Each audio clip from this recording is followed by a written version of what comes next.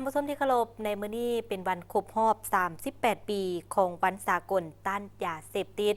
ท่านนายกรัฐมนตรีสอนไซศรีพันดอนได้ทรงสารถึงทุกสั้นคนในสังคมให้มีส่วนร่วมในการต้านและสกัดกั้นภัยอันตรายที่เกิดจากยาเสพติด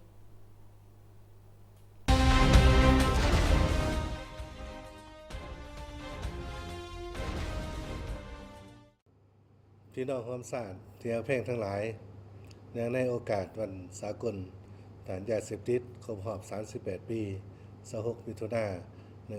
1987 26 มิถุนายน 2025ในนามต่างหน้าพรรครัฐบาลแห่งสาธารณรัฐประชาธิปไตยประชาชนลาวและในนามส่วนตัวข้าพเจ้าขอนำเอาความเยี่ยมยามถามข่าวอนุบุญความสามัคคีรักเพลงอันสนิทสนมมายังพ่อแม่พี่น้องและประชาชนลาวบรรดาเผ่าเพื่อนมิตรสหายนายและพลทหารนายและพลตำรวจและพนักงานรัฐกรในขอบเขตทั่วประเทศถือโอกาสนี้เป็นการยืนยันขึ้นถึงมาตรฐานทางการเมืองในความหมายมั่นอันแห่งกล้าของหมู่คณะญาติสากลในการร่วมมือกันเข้าร่วมกระบวนการต้านยาเสพติดแล้วยังเป็นโอกาสอันดีที่พวกเราจะได้พร้อมกันทบทวนและสังเกตตีราคาขึ้นเกี่ยวกับผลสำเร็จและข้อคงค้างในการจัดตั้งปฏิบัติวาระแห่งชาติมาโดยการแก้ไขปัญหายาเสพติดระยะปี 2021-2025 เว้าร่วมเว้าเฉพาะใน1 ปีที่ผ่านมาพี่น้องความทราบที่นับถือหลักเพลงเป็นที่ทราบกันดีแล้วว่ายาเสพติดเป็นปัญหาใหญ่ระดับโลกที่บรรดาประเทศต่างก็ให้ความสำคัญแล้วใจใส่หัวมือกันในการควบคุมสกัดกั้นต้านและแก้ไขปัญหาดังกล่าวปัจจุบันอยู่ประเทศพวกเราก็ประเสริฐกับภัยคุมคูจากปัญหายาเสพติดเช่นกันซึ่งได้แพร่ระบาดไปทั่วทุกบ่อนนับทั้งตัวเมืองชนบทและเขตห่างไกลโซนดีในระดับที่แตกต่างกันปัญหายาเสพติดได้กลายเป็นหนึ่งในบรรดาปรากฏการณ์ย่อท่อทางสังคมการระบาดของยาเสพติดได้เป็นนอแหนงและเป็นสาเหตุต้นต่อในการเกิดความรุนแรงก่ออาชญากรรมและสิ่งย่อท่อต่างๆในสังคมซึ่งเป็นอันตรายต่อความมั่นคงของชาติและได้ส่งผลกระทบโดยตรงต่อการพัฒนาเศรษฐกิจสังคมต่อชีวิตสุขภาพของประชาชนพลเมืองลาวเฮาโดยเฉพาะในการเบื่อเมาสาวหนุ่มเยาวชนที่เป็นผู้สืบทอดในภารกิจของศาสตร์เป็นกำลังแห้งในการปกปักรักษาและสร้างสรรค์พัฒนาประเทศชาติในอนาคตปัจจุบันการค้าขายยาเสพติดได้กลายเป็นขบวนการข้ามชาติที่รัฐบาลและประชาชนลาวก็คือประชาชาติในทั่วโลกพร้อมกันต่อต้านอย่างแข็งแรงถึงแม้ว่าหลายประเทศได้เพิ่มทวีมาตรการความพยายามร่วมกันในการควบคุมสกัดกั้นปราบปรามและแก้ไขปัญหาดังกล่าวอย่างต่อเนื่องปานใดก็ตามแต่การผลิตการค้าขายจำหน่ายการนำไส้การลำเลียงขนส่งยาเสพติดในทั่วโลกก็ยังบ่ลดลงและมีท่าเอียงเพิ่มขึ้นอย่างน่าเป็นห่วงย้อนเห็นได้ถึงภัยอันตรายและความจำเป็นภาวะวิสัยในการแก้ไขปัญหายาเสพติดให้มีความเด็ดขาดในสุปีผ่านมาพรรครัฐบาลพวกเฮาได้นำผ้า4นำการจัดตั้งปฏิบัติเวียกงานวิชาเฉพาะดังกล่าวอย่างจดจ่อตลอดมาโดยเฉพาะการสืบต่อจัดตั้งปฏิบัติวาระแห่งชาติมาโดยการแก้ไขปัญหายาเสพติดระยะ 2021-2025 มาหอดเวลานี้พรรครัฐบาลได้สืบต่อจัดตั้งปฏิบัติวาระแห่งชาติว่าโดยการแก้ไขปัญหายาเสพติด 2024-2025 อย่างเต็มรูปแบบซึ่งได้สุมใส่6เนื้อในเวียกงานจุดสุมในเวลาแห่งชาติเป็นต้นแมนเวียกงานสร้างความรู้ในทั่วสังคมโดยการโฆษณาเผยแพร่ระเบียบกฎหมายผลให้ของยาเสพติดเนื้อในเวลาแห่งชาติว่าโดยการแก้ไขปัญหายาเสพติดโดยผ่านพาหนะสื่อมวลชนคือละครสั้นสปอร์ตโฆษณาบทเพลงติดป้ายคำขวัญป้ายรูปจินตนาการแจกจ่ายแผ่นพับโปสเตอร์ปื ปึ้มคู่มือโฆษณาปึ้มวิธีการเทคนิคและขั้นตอนโฆษณาพร้อมนัดคณะกรรมการแก้ไข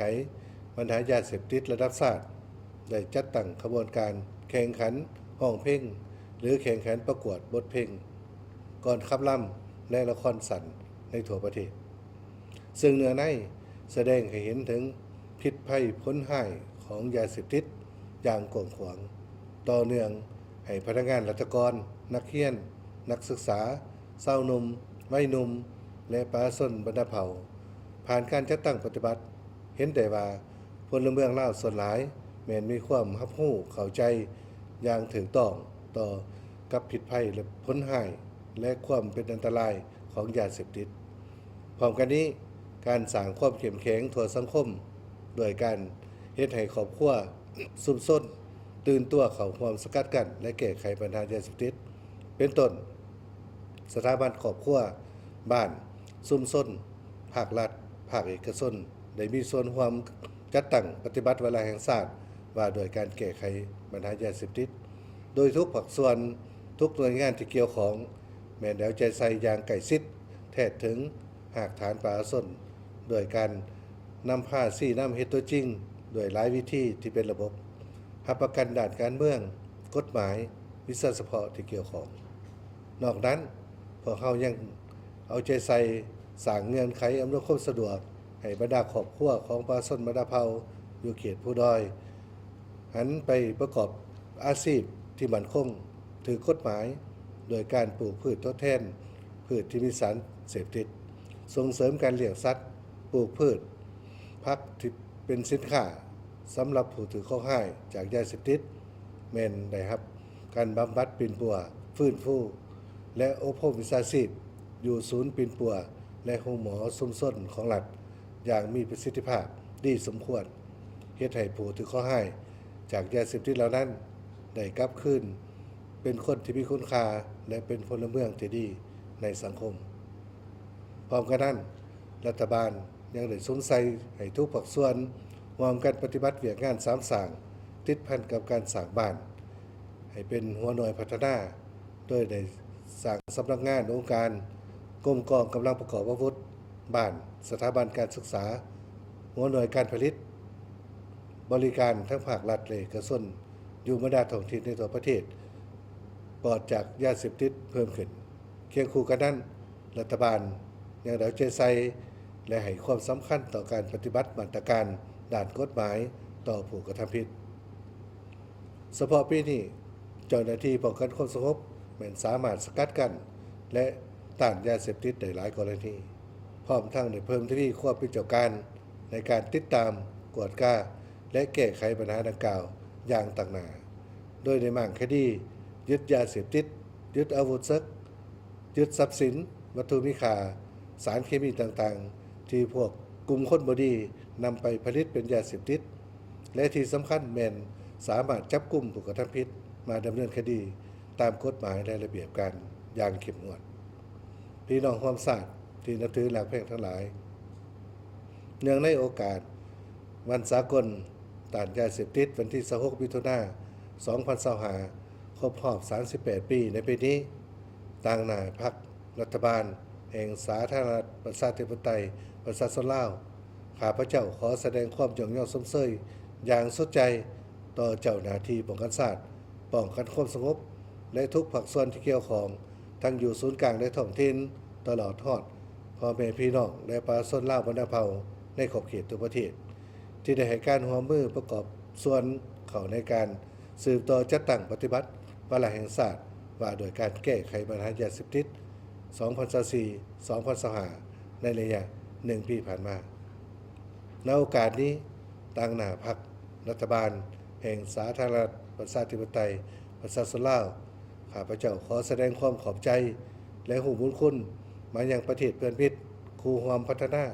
องค์การจัดตั้งสากลองค์การบ่สังกัดรัฐบาลและภาคธุรกิจทั้งภายในและต่างประเทศที่ได้ให้การร่วมมือสนับสนุนช่วยเหลือแก่รัฐบาลและประชาชนลาวในการควบคุมสกัดกั้นต้านและแก้ไขปัญหายาเสพติดให้ได้รับผลดีตลอดมาและหวัง ว่าสาธารณรัฐประชาธิปไตยประชาชนลาวจะสืบต่อได้รับการสนับสนุนช่วยเหลือในอนาคตพี่น้องความศาสตร์ที่นับถือหลักเพลงทั้งหลายยาเสพติดเป็นปัญหาที่อันตรายหายแห้งท้าทายของทุกศาสตร์และเป็นภัยคุมคู่ต่อความสงบสุขความเป็นระเบียบเรียบร้อยของสังคมและความมั่นคงของบรรดาประชาชาติในโลกดังนั้นข้าพเจ้าขอเรียกร้องมายังพนักงานทหารตำรวจประชาชนลาวบรรดาเผ่าทุกเพศวัยในทั่วสังคมตลอดทอดบรรดาองค์การจัดตั้งพรรครัฐองค์การปกครองท้องถิ่นสถาบันการศึกษาองค์การพุทธศาสนาและสถาบันครอบครัวตลอดถึงชาวต่างดาวชาวต่างประเทศที่ดำรงชีวิตทำมาหากินและดำเนินธุรกิจอยู่สปปลาวจงพร้อมกันเป็นเจ้าการเข้าร่วมควบคุมสกัดกั้นต้านและแก้ไขปัญหายาเสพติดสืบต่อร่วมกันปฏิบัติวาระแห่งชาติว่าโดยการแก้ไขปัญหายาเสพติด 2024-2025 เฮ็ดให้ปัญหายาเสพติดลดลงอย่างชัดเจนและหมดไปจากสังคมลาวของพวกเราขอขอบใจ